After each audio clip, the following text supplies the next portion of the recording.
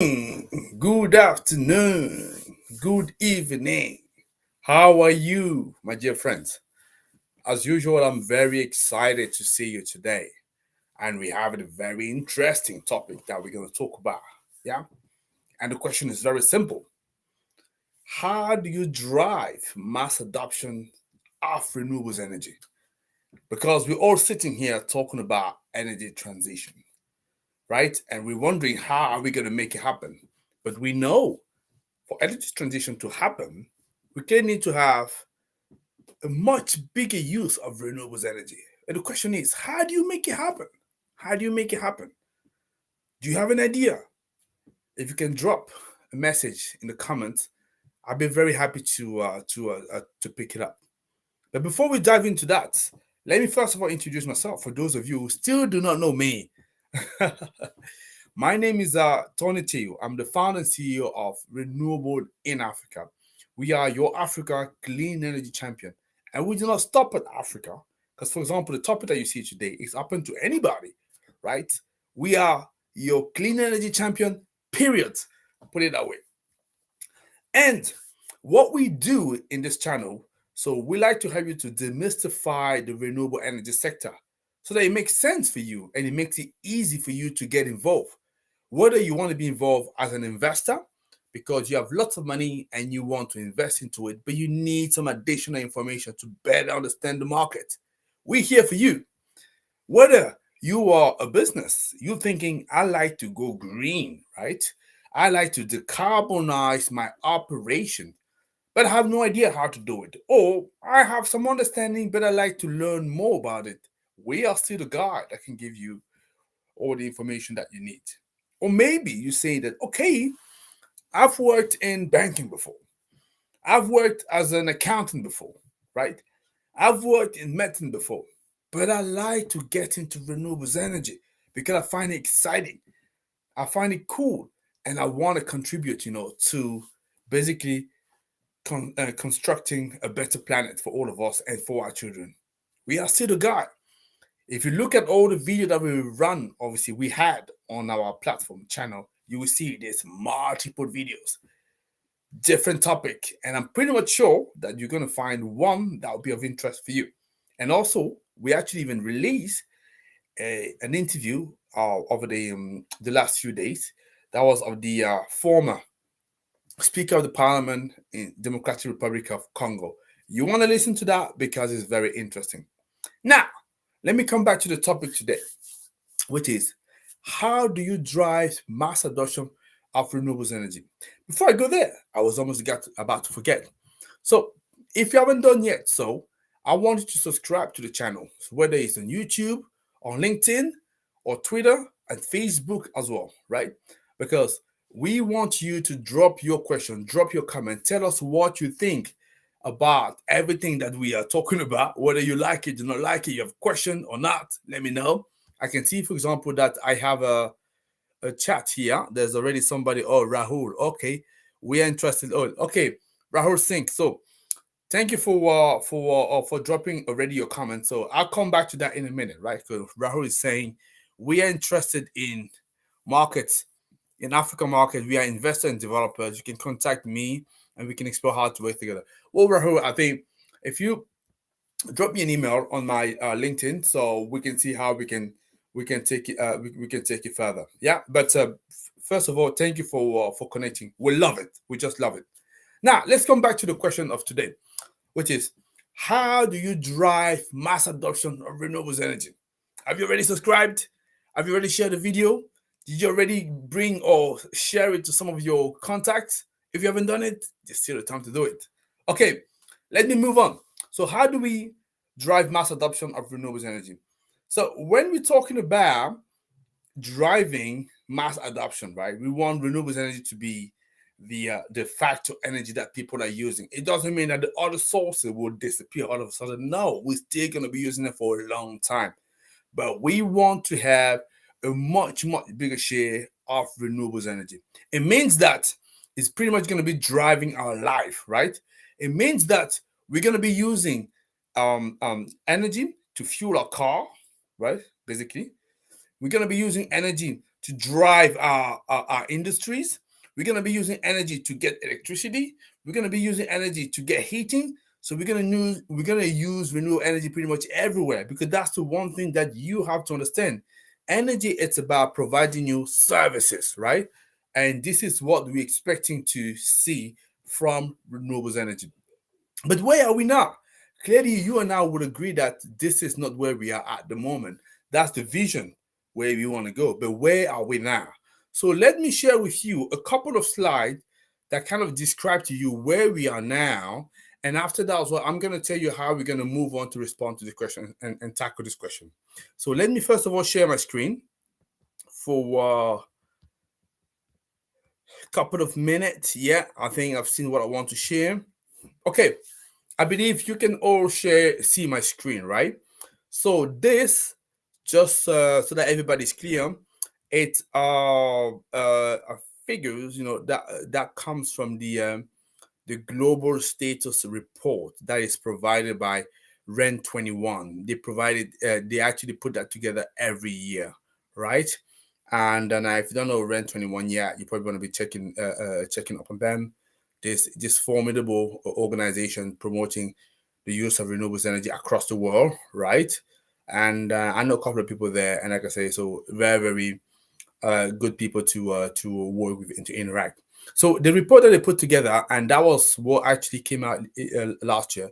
What do we see? We see that from 2009, 2019, we still have 80% of the total energy consumption coming from fossil fuel, and only, that's the latest figure, 2019, 11%, less than 12% was coming from modern renewables, right? So that means we want, clearly, this graph to be reversed. We want to have 80% renewables, and maybe the rest is oil, gas, and whatever, right? So this is not what we're having at the moment.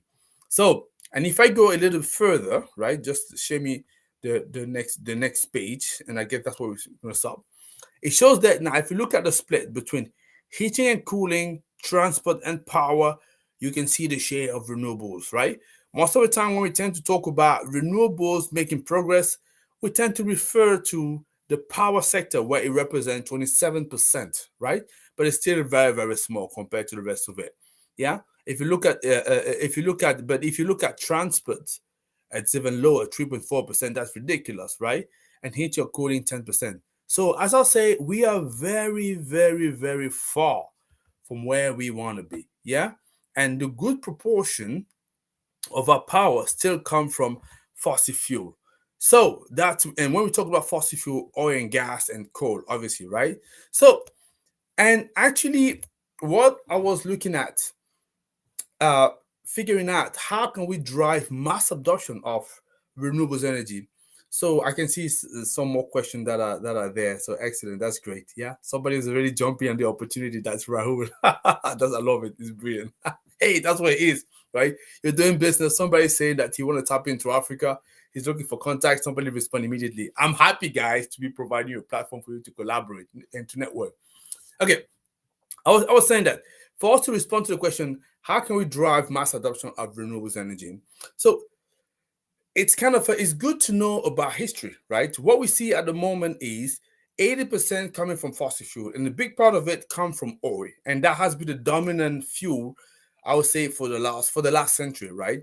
So the question for me, I was asking myself, okay, if I want to see renewable energy becoming mainstream and looking at that mass adoption, I was actually asking myself, what can we learn from history, right? What can we learn from oil? How did oil became the dominant source of energy that we know this day? Because it wasn't that before, right? We all know that. Before we're using horses, and before horses we're using fire, right? And also we also use other things as well before.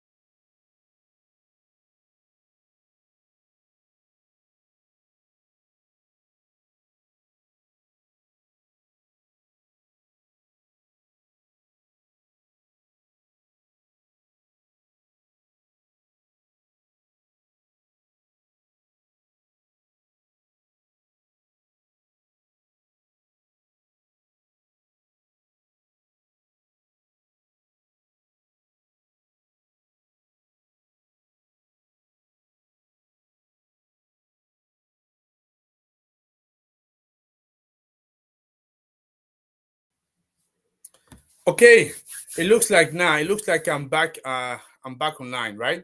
For some reason, I had some issues with the transmission, but hopefully, you got back on back online. Okay, excellent, excellent. Okay, so let's carry on. So, I was saying that if we're talking about mass adoption of renewables energy, it's good for us to know about our history, right? And to look at how did other sources became so dominant, especially talking about fossil fuel, especially oil, right? Because 80% now is oil. Because it wasn't like we always use oil, right? So before oil, we had definitely horses, we had fire, right, and probably other things. Yeah, but how did oil become so dominant? And this is what I wanted to look at, because I thought if we can understand and remind ourselves how oil became so dominant, it can give you some tips and hints as to how can we do and what should we do to actually drive mass adoption of renewables energy, right? So that's what I was actually thinking. So what I'm going to be doing, I'm just going to take you through the history of how obviously oil became so dominant, and we're going to end up and sort of understand whether there is a couple of tips and hints that we can get out of it, right? So hopefully that's okay. I'm sorry for the interruption that we had. First time that is happening for me. So that's, like I say, that's the issue that we're having sometimes when you go in direct. But I'm happy to see that there's still people are listening. So first of all, let me then talk about oil, because as I was saying, that this is a dominant the dominant energy source of our time, of this century, definitely this century, and the one before. And actually, we want the picture to be reversed, to be flipped. We want renewables to become the dominant. So let's learn from oil. So how did oil started? So the modern oil industry, as far as I'm concerned, it actually was born around 1859, because we've used oil before, even in ancient time, but for the modern oil industry it was 1859 more specifically. It actually started with that's actually when the first commercially viable oil well was actually discovered in the US. That's what we're talking about, the modern oil industry, right? That's what it is. And after that, when it started getting discovered, obviously it triggered some interest from people, right? And I'm sure you can imagine why people could say, oh, maybe that's actually the future in terms of energy.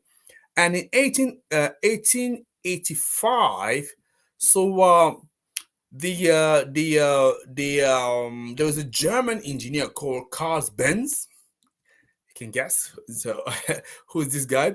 He invented the first motor car in 1885, right? And that was actually very, very exciting for people. And this kind of sort of boosted the demand for oil, right? So especially with the invention of that motor cars, and that was actually even further accelerated when Henry Ford, obviously the founder of the Ford brand and the car company that I used to work with them, when he successfully actually manufactured and invented his Model T, that was obviously very, very affordable to everybody, right? So all of a sudden, everybody could afford a car, and that's how obviously the demand for car sort of grew exponentially, and that's how the demand for oil, which was used to power those cars, obviously grew, right? You can already see, and that already should give you a little hint for renewables. And let's carry on.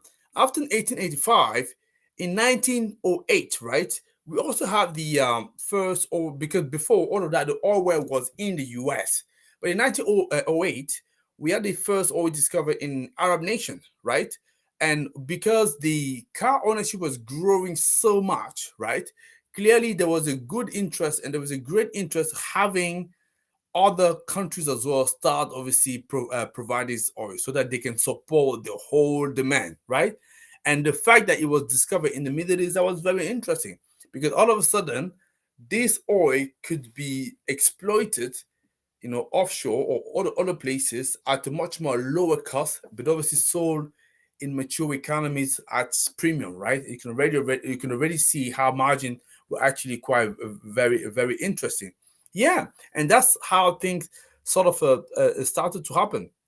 And in fact, When you had the First World War, which let me remind to you was 1914 to 1918. Yeah, that was the 4 years that we had the First World War. Basically, it showed how much the war was dependent on oil, right? Because when you have the outbreak of war, all of a sudden you had to deploy a huge effort, to fight, the enemy. And you can only do that if you have a source of energy that's going to help you to power all your machine, to manufacture all your guns. You need, because like I say, energy provides services, right? And because oil was growing so much, with the outbreak of war, people needed a huge, huge, huge quantity of it. Yeah. And obviously, whoever was controlling the energy was kind of getting an upper end, right? Give you a hint as well. Hey, let's carry on. And in fact, when you had the after the first the first World War, and also even after the Second World War, obviously leaders, post-war leaders, they understood how important oil was as a commodity, right? And in fact, the control of oil had been a key factor to win the war, definitely. And I can understand that going forward, this leader understood as well that, okay, whoever actually controlled the major source of energy kind of control the world, right? And you can imagine that how the winners of the war started to sort of part away those different territory between themselves, right? And in 1973, I'm just keeping it short, right? Because I don't want to go too long. But in 1973, what's happened is we had the first oil crisis, right? Because basically, Arab nations are oil producers, so they clearly understood how powerful they had become because they had the resources, and they made sure. In fact, that's a episode that was before that I didn't mention, but we had the episode of the Suez Canal crisis, where when obviously all of a sudden the canal ownership went from Britain into Egypt. Egypt used it to sort of flex the muscle and sort of force those Western nations to pay higher prices for the oil. All of a sudden, as you can imagine, oil becoming more expensive sort of was triggering a crisis, a little bit like for us now, we're having gas prices going higher. So, yeah, so that was obviously the first episode when sort of the Arab nation, Middle East nations realized that, hey, this is our oil, this is our resources. We need to make sure that we use it for our benefit. We also use it to make sure that we defend our interests. And in 1973, clearly, they used that. That was the first oil crisis because they use that to sort of, as I say, flex the muscle, right? And make sure that they can influence as well political agenda. And all of a sudden, what did they do? They simply just restricted the supply of oil. And because there was so much needed in the rest of the world, especially mature economies, it triggered a huge crisis. All those other nations were looking at where else can we get some oil? Where else can we get some oil? Because it's affecting everything in our land. Yeah. So that's just give you an idea. So obviously, that crisis, like any crisis anyway, always got resolved. So in 1975, this is where there was a big discovery of oil, in the North Sea, right? So for the first time, and that sort of was a boost of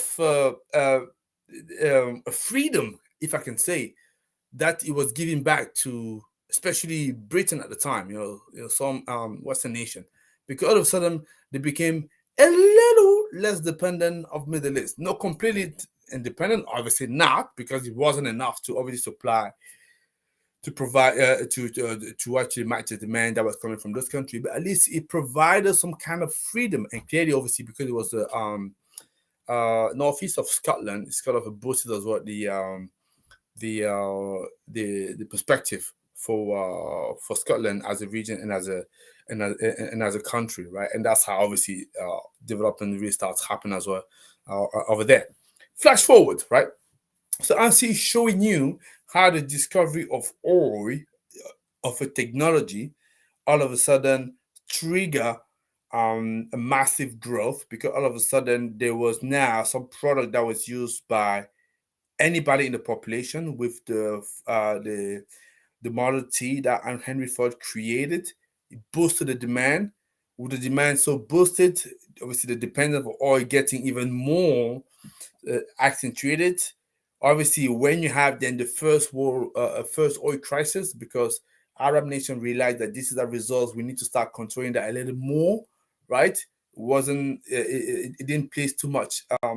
Some Western nation triggered the first oil crisis, and now I've talked to you about the discovery of oil in the North Sea, kind of giving some sort of freedom back to the Western nation because they realized they were not at least so dependent on Middle East anymore, even if it was still the case, but at least giving some level of freedom back. So it was kind of really helpful for them.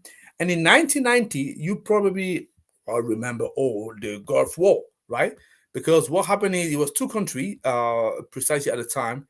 It was Iraq and Kuwait. So Iraq and Kuwait, obviously, they got into let's say a very messy dispute situation, to the point that obviously Iraq, this again in this live, as you know, I'm not treating the political aspect. This is not our goal in here. I'm simply stating the fact and telling you what is the impact in the industry, and the whole idea is for you to understand as well how things happen. If you understand how things happen, then you have a better understanding where we are at the moment, and it gives you also a much better understanding where do we go from here, right?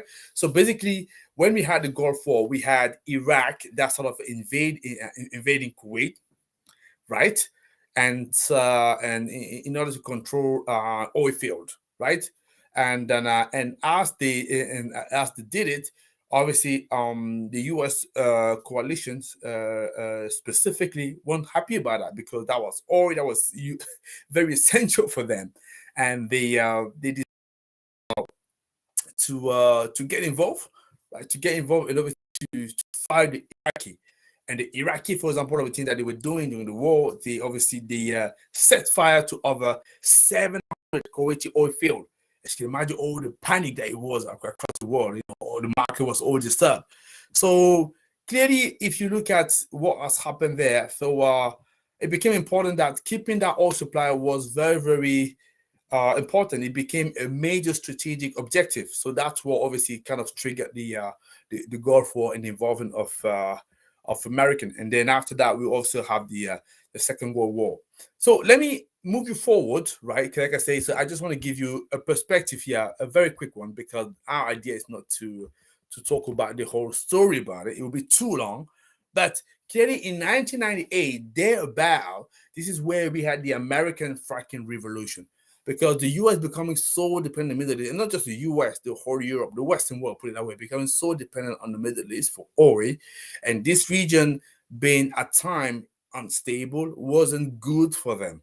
So in 1998, that's what we call the start of the fracking revolution in the US, where they find a new process to extract oil by pumping, yeah, pumping lot of fluids, sort of fracking some, I would say, some rocks and allowing oil to be extracted out of it. That's what you call fracking. That was sort of a major development. 'Cause all of a sudden, it gave the opportunity to the country to free itself from the dependence of oil and to become as well a big oil producer, right? And it was getting encouraged by government money, and obviously with high oil prices, fracking became very profitable. So clearly, I've given you an idea of what happened for for oil. How it became popular, and the mass and the major source of energy that we know out there.